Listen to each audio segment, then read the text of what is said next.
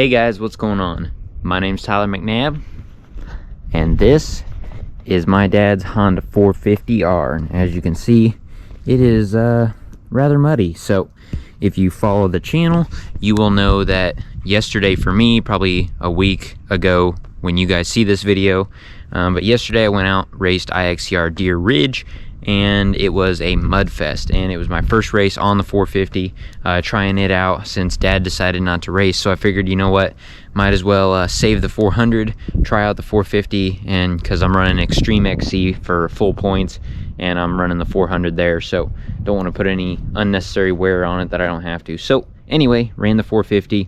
And if you don't follow the channel, which I'm guessing this video might get some people that don't normally follow the channel, because sometimes it might be considered a controversial topic, but first thing I'm going to do in this video is get this thing all cleaned up and looking a lot better than it was. And so I'm going to time lapse that, but then after that we're going to sit down and talk through the infamous 400 and 450 debate, I guess you could call it. Anyway, not really. I'm just going to sit down and talk about what it was like racing the 450 compared to what it's like when I raced the 400. You know, they're not the same exact quad, but there's a lot of similarities, there's a lot of differences, and a lot of people say that, oh, 400's better for racing, 450's better for racing, you know, 400's better for this, 450's better for that. I'm gonna sit down and tell you what I think, my firsthand experience when racing them. And so yeah, and so I won't ramble on anymore. I will get into the video and get this thing washed, and then we can sit down and have a chat. So let's get into it.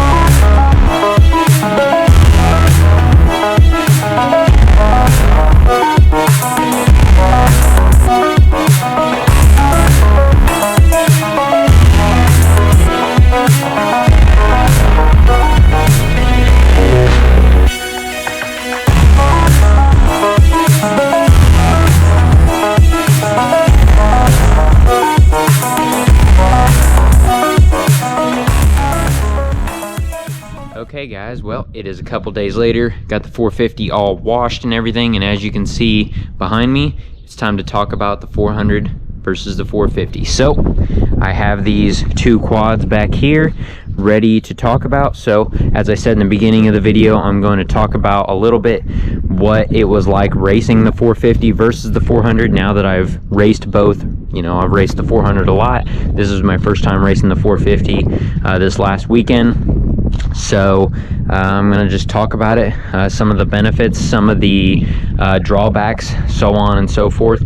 And so the first thing that I'm going to get into, I guess I'll also talk about, after I talk about racing, then I'm going to just talk about the differences kind of in general versus maybe trail riding and that kind of stuff. Because if you're on the 400EX or the 450 Facebook page, Facebook pages, that's always a big thing. Should I get a 400? Should I get a 450? A lot of people talk about. So, and then I'll probably throw in some different clips of highlighting the 400 versus the 450, 400 versus 450 and that kind of stuff, as I'm talking. So this may be a longer video. I'm honestly not sure how long it's going to be, but I'm just going to talk about them, the differences, what I like and what I dislike, so on and so forth. So the first thing, kind of the obvious thing that everyone's going to go to, is power. So we'll get into it. So obviously the 450 has more power. So from the factory, these are in the low 40s power, either upper 30s, low 40s. I think it's low 40s. I'll flash it up on the screen what it actually is. From the factory, these are mid to upper 20s. The engine in this thing, though, I guess I'll start. The engine in the 450 is stock as far as we know. I don't think there's any major power upgrades or anything, so pretty sure it's a stock 450. The 400EX has a 426 big bore kit, a stage 2 hot cam, 0405 450 carb, and a lightened flywheel are the kind of the main power upgrades. So this one's probably making, I would guess, mid to low 30s in horsepower compared to the low 40s of the 450. So overall power, when I'm talking about racing, I love the power of the 450. I mean, I've been riding the 400 for so long. I've kind of gotten used to it. Don't get me wrong, the 400 has plenty of power. I do love it. You know, I've never been on the 400 and thought, man, I really could have used more power to either make it up that hill or get through that section or whatever. 400, good, awesome power. The 450, however, just once you get used to the 400 and then you ride a 450, you know, it's hard to beat all that power right there at once. So I do love the power of the 450. The main difference why someone might not go 450 and they might go 400 is honestly due to reliability. So that's a big thing. Is, don't get me wrong, you can build these motors and make them super reliable, and if you keep them stock, they're pretty reliable as well. But the 400s are just known for, even people that have built 440 motors and, you know, they don't take care of their stuff, these things they're a good healthy motor that runs for quite a long time. And I mean, you know, with the 450s, you really should check the valves, I think every 10 hours or so, depending on what you're doing, whether it's racing, riding, or whatever. 400, I mean, you can usually tell when the valves are out of spec because they start getting really ticky. But anyway, overall, engine versus engine, the 450, you have a lot more power. I really do like the power. It's really good. The power comes on quicker, even with the lightened flywheel and the 450 carb. The 400 definitely wakes up with the 450 carb and the lightened flywheel. Don't get me wrong, it's way better than a stock 400, but you just can't match the responsiveness of a tuned 450. They're a whole nother animal. They're a great engine, and I really do love it. So from that standpoint, I really did like racing the 450 due to the extra power.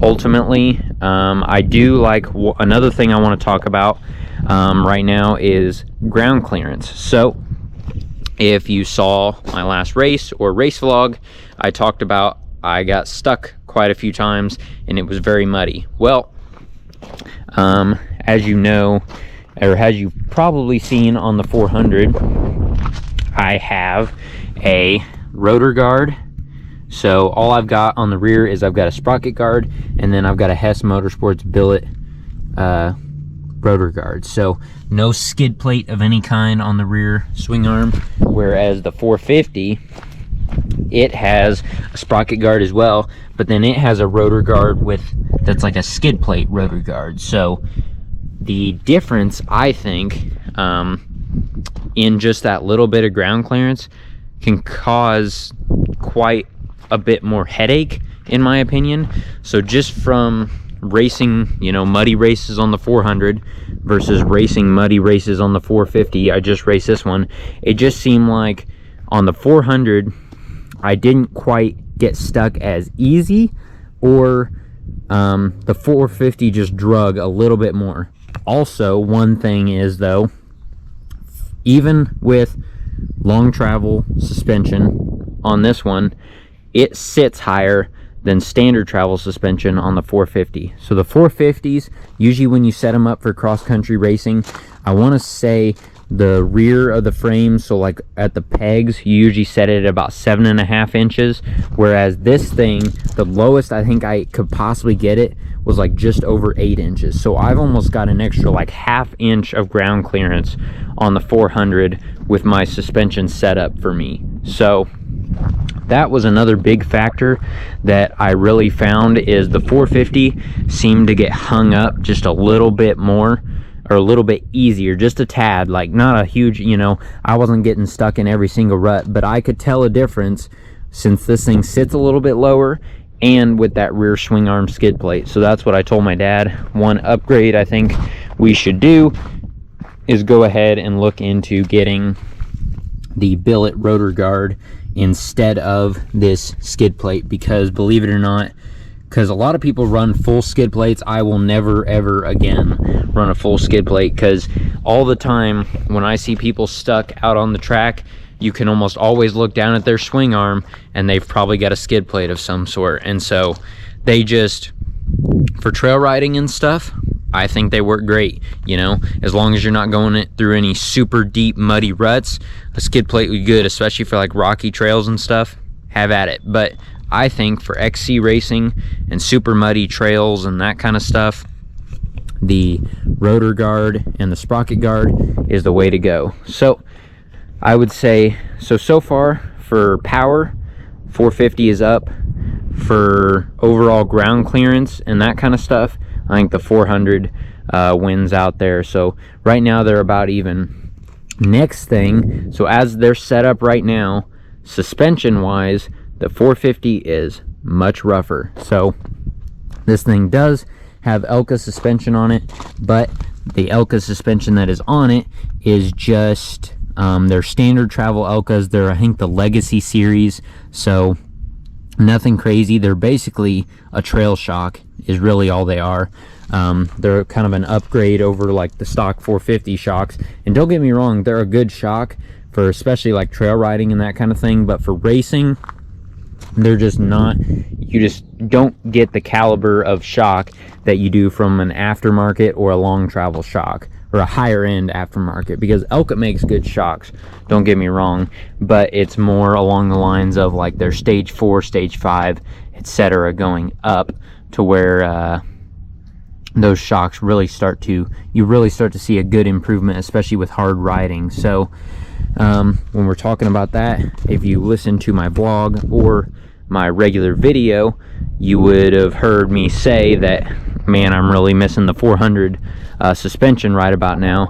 And yeah, I could really tell. I think it had something to do, it had a little bit to do with, you know, the long travel suspension, it's going to be better, but then also that track was just super rough that we were racing, just because I think, like I had said before, I'd been doing, that track's been raced for like 10 years straight, I'm pretty sure.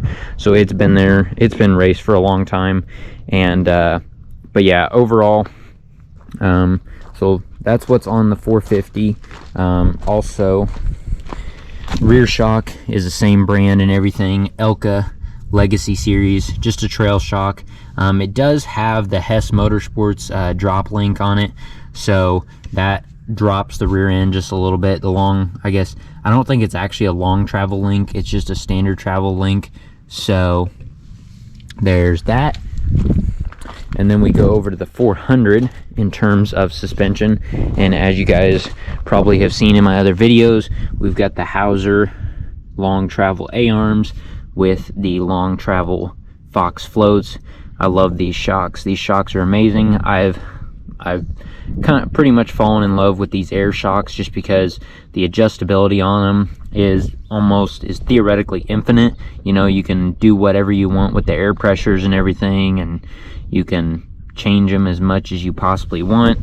And then also, plus being a higher end shock, they've got high low speed compression adjustment and rebound adjustment down here as well. So from a suspension standpoint, and then I'll go ahead and talk about rear shock as well. We've got that custom axis rear shock. So that custom axis rear shock and Hess Motorsports rear link as well, both of those work really well together to, I think honestly, that was the biggest area that I noticed was the rear shock. So the front shocks, they work pretty good on this thing. These front shocks are better, I will definitely say that. But the rear shock, I think, is where I can tell a huge difference, is just going through any sort of braking bump or any sort of, you know, log or bump in the trail. A good rear shock makes a big difference in my opinion. So in terms of suspension, you know, I think once you put a good set of suspension, whether it be a good set of revalves, because a lot of people have really good luck with standard travel A-arms and a good set of revalve 450 shocks. I know a lot of people that love theirs. Me, I think these shocks are good, like I was saying, for, you know, riding trails and that kind of stuff, maybe a little bit of hard trail riding, but racing, they're just not the best shock. They're on the lower end of Elka's lineup. So in terms of suspension, the 400 right now is in the lead. I really love that suspension. Can't get enough of it. It's great. I've got it dialed in pretty much where I want it to be. And so I think right now, if the 400 suspension was on the 450, this thing would be pretty amazing. So that's kind of the major stuff.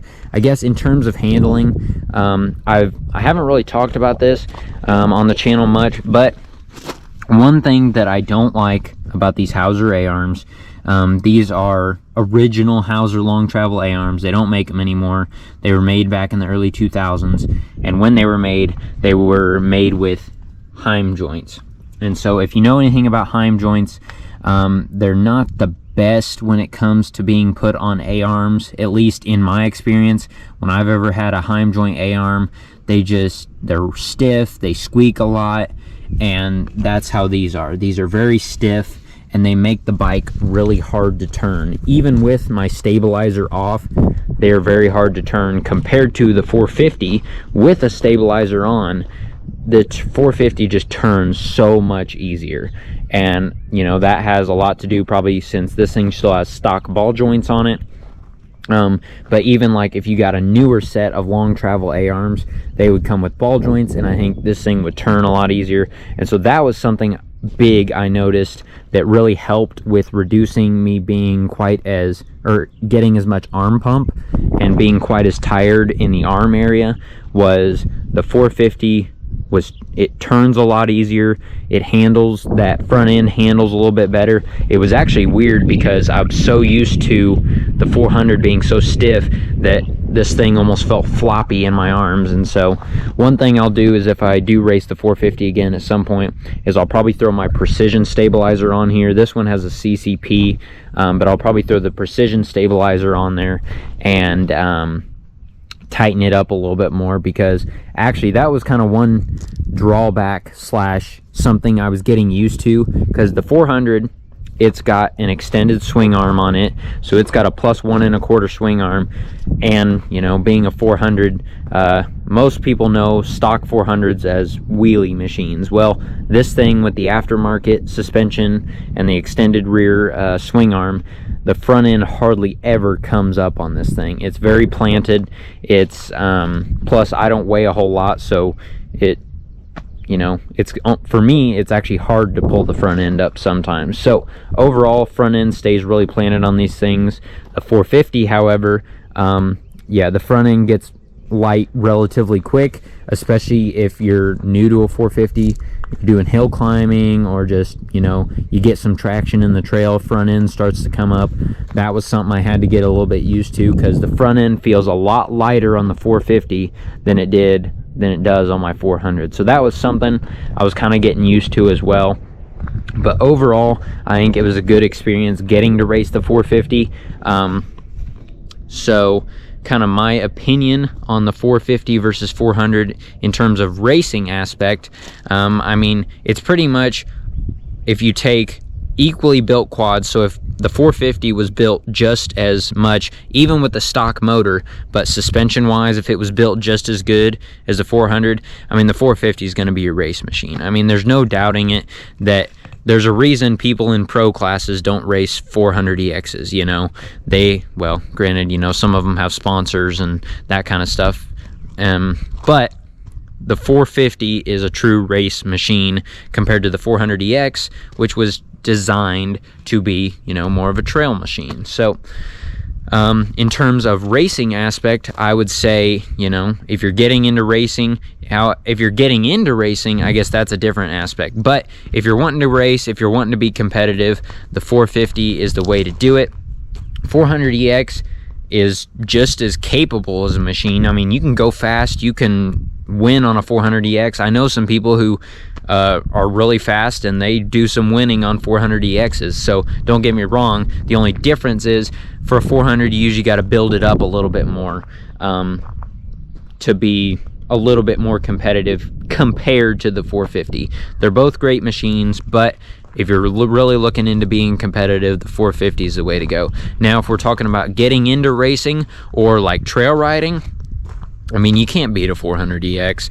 The 400EX is, like I was saying at the beginning of the video, the engines are just more reliable. I mean, they're good, healthy engines. The air-cooled engines, they're made to be durable. I mean, for example, the crank finally went out on this thing last year, and you may say, well, how is that a point of the crank going out? Well, when it went out, the crank was 20 years old, and I know a good portion of the people that own this quad, and a lot of them either raced it or rode it pretty good. So the crank lasted 20 years in that motor, whereas if you're doing racing and riding, especially maybe a lot of hard riding, a crank in this thing will probably get you by maybe a little over a year or two, just because these spin at so much higher RPM, and so there's just a lot more that can wear out, go wrong. You know, you got the liquid cool to worry about, so you got the water pump and all that stuff. So the 450 motors, they're made to be a competition motor. The 400EX is made to be a good trail machine. That's what it was originally designed for. And so if you're getting into racing, maybe you hadn't raced before, maybe you just want to go out there, you don't want to worry about all the extra maintenance cost, and you want to just go out and you want to have some fun, I would highly recommend picking you up a 400EX. Maybe get some 450 shocks, get them revalved, and go have you some fun either out on the trails or starting racing. So overall, that is my opinion on, you know, racing the 450 versus the 400, and also just in general having a 400 versus a 450. You know, big things are the 450 is a more, you know, designed from the factory, it was designed to be a race bike. The 400 from the factory, designed to be more of a trail machine. So that's at their roots, that's where they are. Can they both be built capable to be good race machines? Heck yeah. Can they both be good, capable, reliable trail machines? Heck yeah. There's people out there who've probably run 450s for years without rebuilding them, just going out riding some trails. And then there's people who go out and they beat on their 400 and it blows up after 10 hours, you know? So things, they can, basically I'm trying to say that either way, you know, you could have a really good machine or you can have a really bad machine. I'm not saying the 400 is super reliable and it'll never let you down, and I'm not saying the 450 is not super reliable and it'll, you know, blow up every 2-3 races or something. No, not what I'm saying. So basically, overall, that's kind of my point. 450 more of a race machine, 400 more of a reliable trail, easier racing machine.